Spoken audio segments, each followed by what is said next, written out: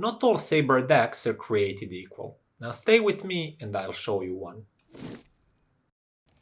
Hi guys and welcome back to my channel. Now today we have a pretty interesting DAC on our hands. It's not another dirty cheap budget offering because this one comes from EarMen, it's called Tradutto and costs 750 euros. And I also think it's 750 US dollars. And as you can see, it's a pretty compact device, but it's quite heavy because it's made of a solid piece of aluminium and just shoved inside from the bottom and closed. So it feels really premium, as good as it gets, and it's based on a Sabre DAC chip. Good old 9038, but don't get that fool you and don't think like, oh, that's the same one that I would get in a 200 US dollars topping. Because trust me, that topping and this EarMen sounds nothing alike. Because it's not about a DAC chip, it's about whole device and how it's used. Now that said, let's just quickly go through some necessities that I have to get out of the way before I start talking about my favorite thing, and that's sound quality, and a little bit after that about some comparisons. That's really important in assessing one device's worth. And finally, conclusion like why should you buy this DAC and why you shouldn't. So, starting with the connectivity, here on the back you can see that it's powered with 12 volts DC. That means that the power supply is located outside of the unit. That's why it can be this compact. In the box you get a small switching power supply. If you want, you can upgrade that with a lower noise one or even linear power supply. As with every other DAC ever, it does yield sonic benefits. So that's something you can do later on and you can upgrade it. It will sound even better. Moving on to digital inputs, you have a very usual 3 inputs, meaning USB, and then SPDIF coaxial and optical one. But you also get a Bluetooth antenna, meaning you can connect this one wirelessly. And that out of the way, on the analog outputs side, we have one pair of RCA connectors, usual single-ended outputs, and next to it you can see this small one saying balanced output. And this one is actually 4.4mm Pentacon connector. Now this is now pretty common output on portable devices, something that you have to put in your pockets, but mostly when it comes to desktop products or like just big room hi-fi products, most DACs nowadays use 2 XLR outputs that are bigger, more robust. So I don't really like that they used 4.4mm Pentacon here, because this way I have to purchase a dedicated cable for this one or use some sort of adapter from 4.4mm to 2 XLRs. I guess it was needed to be this way because of the size of this unit. As you can see, there is no place to put XLR connectors here. So I guess if compromise had to be made, better to have this one than to have none at all. That said, on the front we have a really small OLED display and around it nice clicky buttons. In a box we also get a remote. It's pretty small, but it's nice and sturdy. It's fully made out of aluminium, and it also has nice and clicky buttons. And unlike some cheap remotes that you have to aim directly at the unit to get any sort of response, this one actually works like remote should.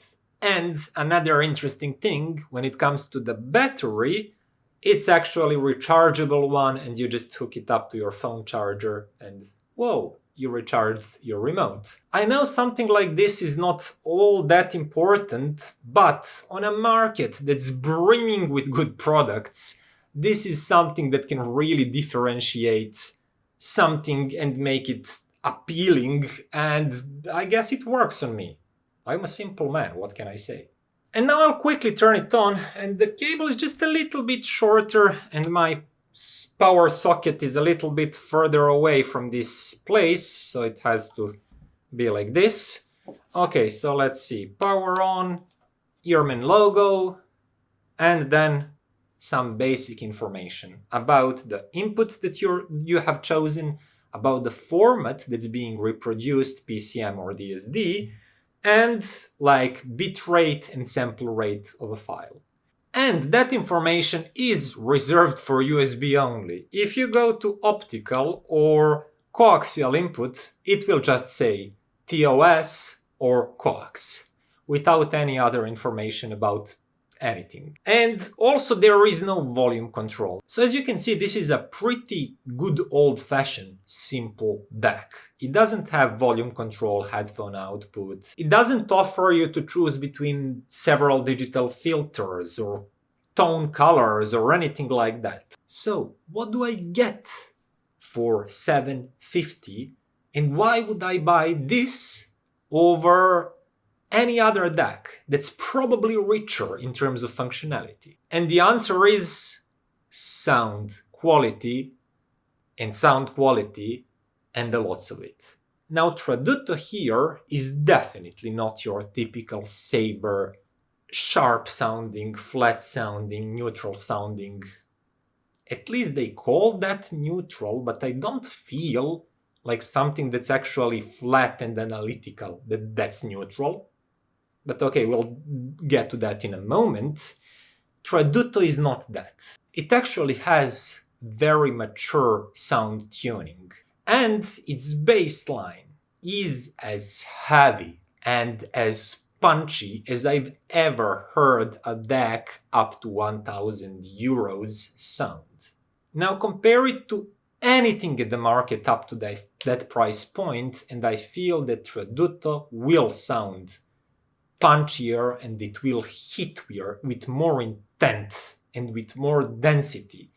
But fortunately, bassline is well controlled, it's not bloated in any way, and it doesn't obscure small details and textures. Now, if you compare it to most other DACs, it does feel slightly beefed up, slightly elevated, and that gives a bit of a warmth to all the spectrum.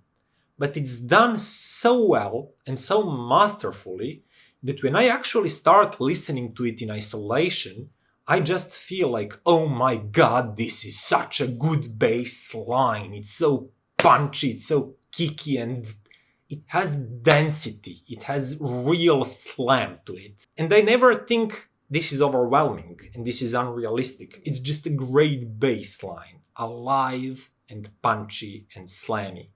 Then, moving to the mid-range, something that I really like is that the lower mid-range sounds as rich as you could ever possibly want it to. Male vocals, like, I don't know, Leonard Cohen or something similar, they have all the fullness and chestiness and grunt that you could ever wish. And in doing that, this DAC never sacrifices details and textures. Circling back to Leonard Cohen, because he's the perfect example of someone with that deep, rumbly voice, but also somebody that has a lot of that crackly quality, like husky quality. He's so... I smoked too much cigarettes in my time. And his vocal is reproduced gloriously. It really is. I hooked this to my main system here, and vocal feels as it's in my room. It's present, it's forward sounding, it's really natural. There's a lot of fullness, a lot of tone, timbre, but as I mentioned, plenty of texture and details around it. And the upper mid-range part, that's quite often something that lesser DACs cannot get a true hold on. Because either they make it mellow or soft, or really detailed but somewhat sharp and digital sounding. Here, it's a great mix of being resolving, having these greatly etched edges, but actually never crossing that line of becoming too sharp, too analytical, or just annoyingly digital sounding and thinned out in any way. Maybe part of the reason is because it's actually backed with this great lower mid-range and this great tone timbre and density. And finally, the highest frequencies, they're snappy, detailed, highly resolving.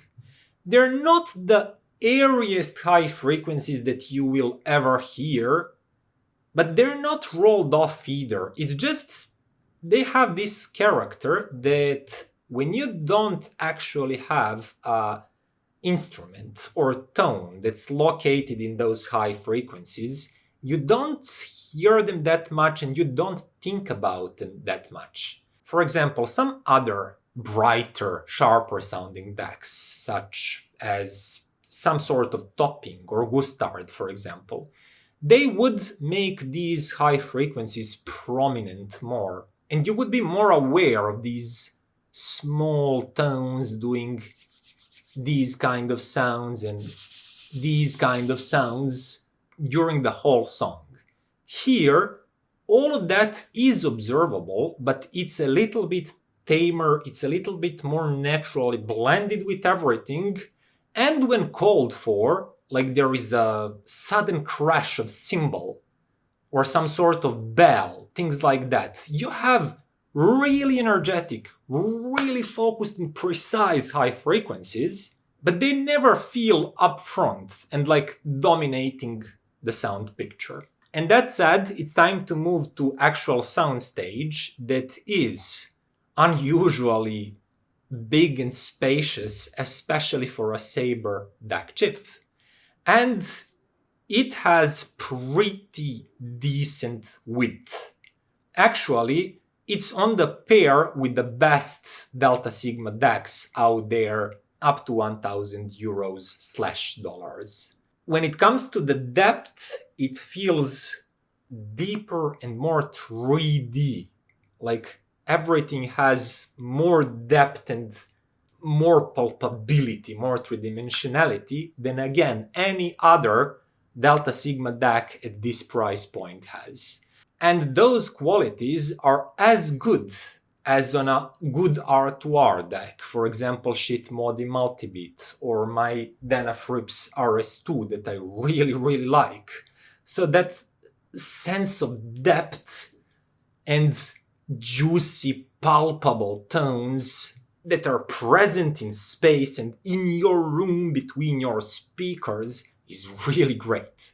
It doesn't really completely sound like an R2R DAC because of that highest spectrum and how it handles small details and edges and things like that, but we'll get there in a minute. So last part would be dynamics, and you can probably already guess because I raved about lively and dynamic bass line, punchy with a lot of slam and kick. This DAC has leading dynamics. Now compare it to basically anything, like Topping D70S or Gustard X18 that I'm going to review soon, or Denafrips Ares II. And Tradutto here, it's the most dynamic, most lively sounding DAC that I've ever tried near this price. And now it's time to move to comparisons. Now, just for the sake of the argument, I'm going to start with some more affordable DACs. For example, Topping D30 Pro here. It's a really decent $400 DAC. It has full sound, and it's not lean sounding in any way, but Tradutto here is snappier, quicker, more resolving, with cleaner edges. Mid-range is more present, vocals and instruments are more in the room with you, while at the same time it feels fuller and more three-dimensional, and having more punch, more bite, more dynamics. So D30 Pro is good, but it's no match for Tradutto here. And the same story goes for the SMSL D300 here. Review coming soon, by the way. It's a really good DAC for $400 US. It has its own sound signature that's nice and natural and soft, slightly warmer basically, and really relaxed in terms of upper mid-range and higher frequencies. But overall detail retrieval cannot compare to Tradutto. And just that insane dynamics and slam and scale of the sound that Tradutto offers cannot be matched by this SMSL. So let's put that one aside too. And now we come to some few more fair comparisons. And I'll try to limit myself to the things that I had at hand and I personally directly compared to Tradutto. And one of them would be Gustard X18. It's a pretty new on the market, $750 US, also the same price as this one. It's currently in my head-fi system, so I was too lazy to bring it here. But that one is highly detailed, highly resolving DAC that has the same sound signature that most toppings have, for example. It has really resolving highs and mids and tight, speedy bass line, but it somehow leans towards analytical, and it sounds kinda flatter dynamically, especially when compared to Tradutto here, which is definitely voiced to be more engaging, more dynamic and more lively sounding. Tradutto's mid-range is denser. It's more, again, I'll use that word because I don't know any better. Everything feels more palpable in space and more 3D. It resembles to R2R DACs in some ways. And to be perfectly honest, to my ears and my personal preferences, I do prefer Tradutto over even a really good DACs at $750, such as Gustard X18. And finally, my last comparison would be with Denafrips Ares II, that's also right here beside me in my main room setup. That's a DAC that I've been using for last year or so. And I have to say that I'm probably slightly biased towards it because I have been using it for some time. I'm used to that tonality. And the fact that I kept it with me for so long means that I really like its tuning. Now, that said, when I first introduced Tradutto into my system, I was thinking, man, this sounds so dynamic and so lively and so punchy, and some string plucks and some bass notes, like for example in this song, they sound so energetic and so engaging. And if I would listen to these type of songs that are dynamically engaging, that have a lot of rhythm, a lot of pace, I do prefer Tradutto here. And while listening to these type of songs, and just by chance I started with some sort of pop and electronic music, I was thinking to myself, this is really good, and I'll probably end up buying it instead of returning it to EarMen, because this is a review sample, it's not a gift that I'll have to return. And I was thinking like, yeah, I'll probably just return cash instead. But it wasn't really as clear of a win for Tradutto once I got to some sort of slow acoustic. For example, this great recording, it's just a girl, a guitar, and a lot of atmosphere. You hear a moment when microphone turns on, there's atmosphere, and it's just beautiful. And don't get me wrong, that sounds great with Tradutto here, but RS2 has that sort of R2R magic where it makes everything sounds a little bit bigger, more wide and spacious, and somehow so effortlessly natural. Even those turntable lovers would approve of the sound of Ares. That said, I have to say that Denafrips Ares has hazier edges. It's not as clean and as precise as Tradutto. Also, when there is a sudden struck, a sudden kick or punch in the music, something it does that softer. It sounds warmer and softer, and it does not have the same kick with same precision and same density that Tradutto can pull off. But it creates everything like a little bit bigger. It spreads image to be wider and maybe even slightly taller, but everything inside of that image, that huge image, is a little bit hazier, less resolving, and not as well pinpointed as with Tradutto. That has more focused sound. It separates each tone from each other more clearly, and like it just sounds more focused. Everything is more focused. Edges are cleaner, more contrasty, if you will. What can I say, objectively speaking, if I had to give points to Tradutto and Denafrips Ares, I would give a win to Tradutto on points, because it does most things better, including resolution, dynamics. I would probably keep it as a sub 1000 reference.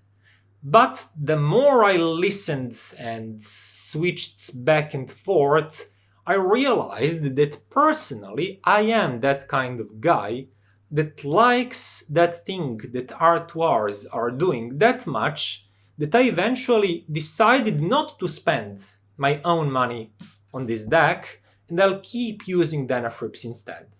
Yes, technically it is inferior to Tradutto, but it still has that sort of natural tonality and timbre that I really, really love.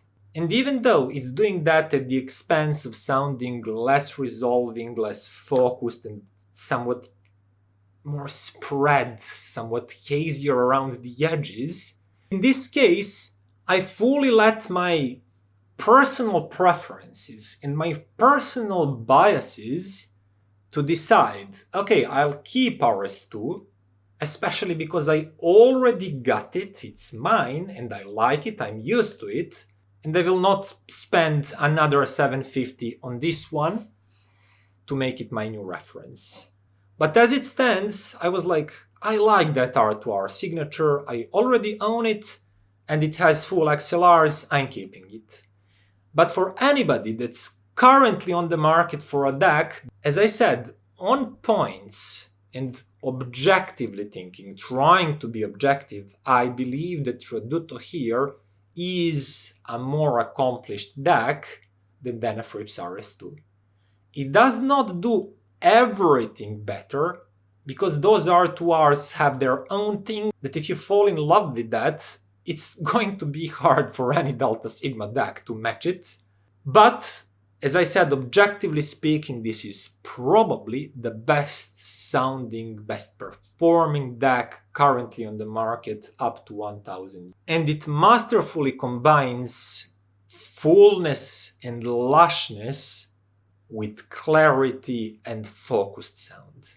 And if I had one of those fancy channels that have these sort of golden awards, silver awards, or bronze awards, things like that, I would definitely give one to Tradutto, and it would probably be a golden one or something like that, not some bronze, thank you for entering the competition one.